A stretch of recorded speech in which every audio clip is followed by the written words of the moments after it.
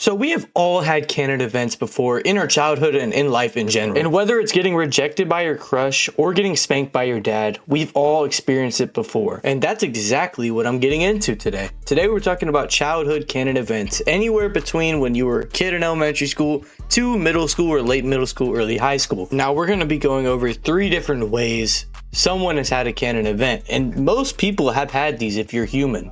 And maybe if you're an alien, you might not have felt this before, but for a majority of people in here, this is all relatable. Now for the first one, we have getting rejected by your crush. Now this has happened to 90% of people that have seen this video or is going to see this video. They have definitely been either A, gotten with their crush and gotten cheated on or left after a really short time, or just haven't even asked her, or even C, they asked and they got rejected, which was me in both ways. Now it all started one day when I was roaming the halls and I saw this girl and she was absolutely stunning in my eyes. I saw her and I instantly just fell head over heels. Now me being the dork I was in 7th grade, obviously I never talked to her, but I would go on walk regiments around the hallways and I would find a way to see her each day. And even though that might be weird and you might call me a stalker for that, that's just how it was in 7th grade.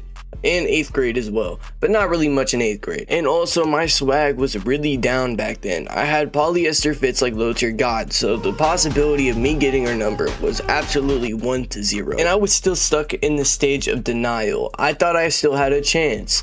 So at me being the loser I waited till the year we got in a class together. So our school works like a 9-week rule, where every 9 weeks we would get 2 new electives, but we keep our same core classes. So whenever I finally got a class with her in math class, and I got a couple classes with her in gym, I was like, you know, this is my time. This is when I'm gonna lock in. God set me for this.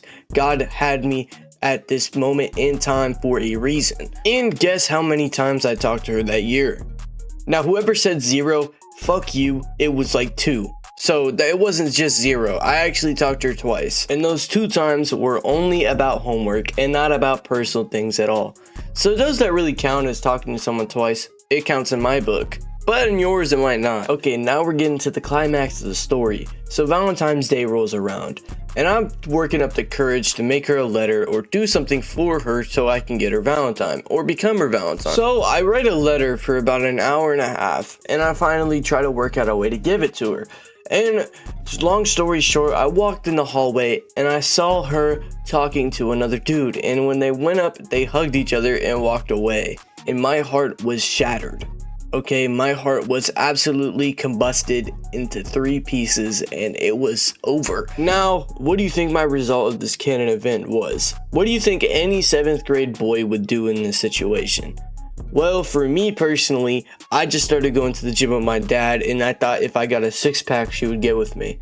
Yeah, that's the type of way I thought, and I guess you'd wonder how that turned up going. Now, the main thing might have not been my looks then, it might have been my haircut, which leads us to our next canon event, getting a horrible, shitty ass haircut.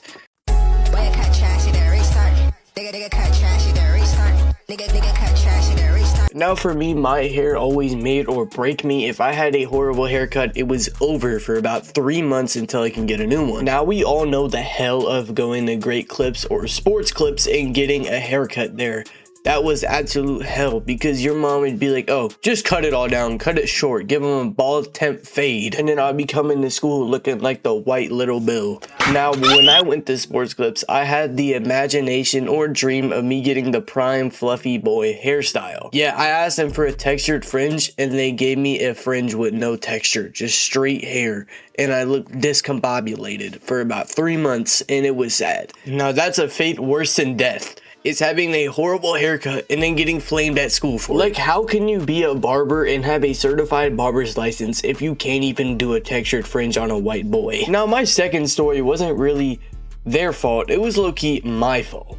So for some reason, I had the idea to get the Dylan Latham perm, and this was back around 8th grade, going into 8th grade. Now, I grew my hair out during that summer, and for some reason, my mom got these curlers, and I wanted to try it out, and I put the curlers in my hair so I can get, like, somewhat curly hair.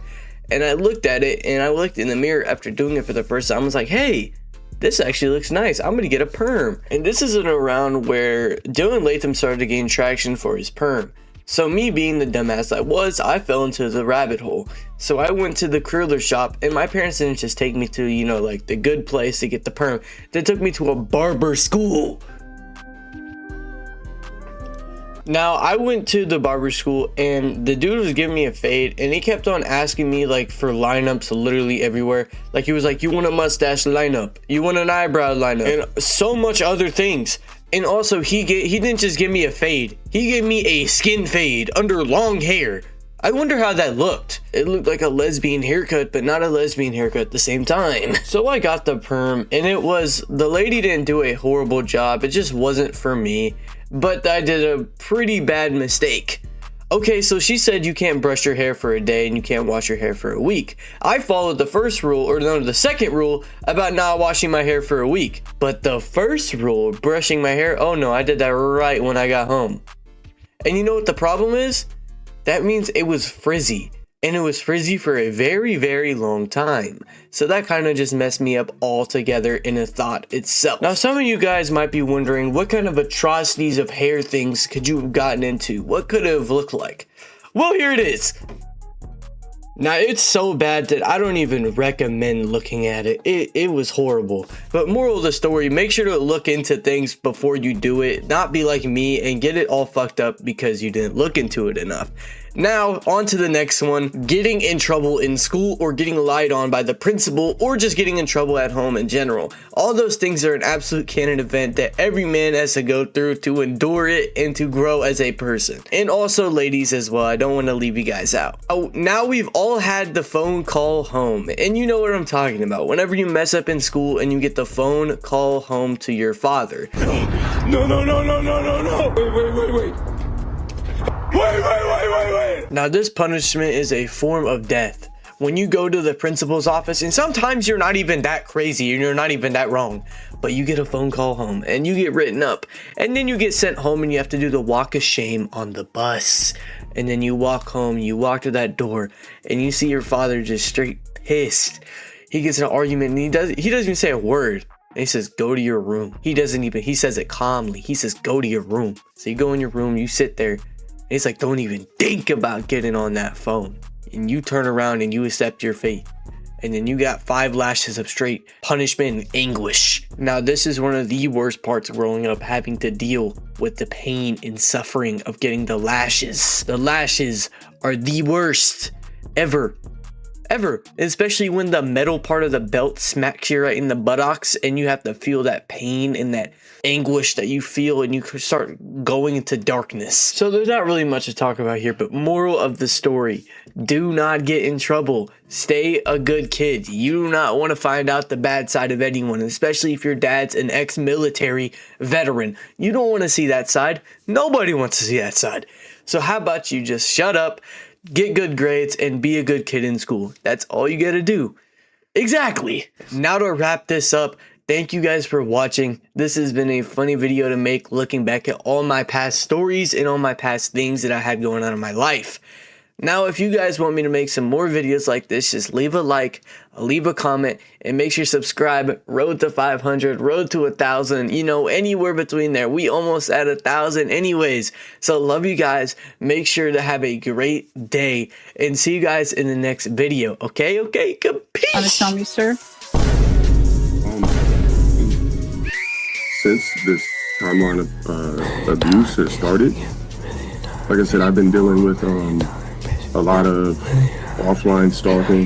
People taking pictures of my home, and like I said, personally, I know it's hearsay, but I feel like all of this, because I've been doing social media for about 10 years, and the worst time of my life has been when she started doing 13-hour interviews about me.